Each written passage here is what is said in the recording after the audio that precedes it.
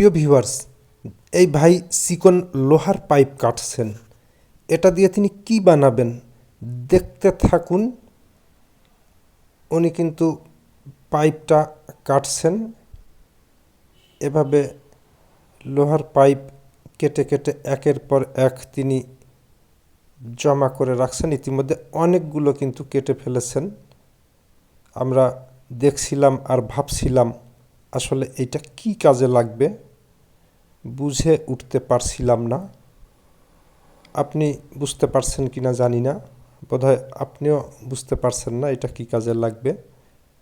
তবে শেষ পর্যন্ত কিন্তু আমরা জেনেছি এই ভাই এটা দিয়ে লোহার দা, নিড়ানি, কাঁচি এগুলোর সাপি নির্মাণ করবেন। সাপি এর গোড়ার দিকে লাগানো হয়।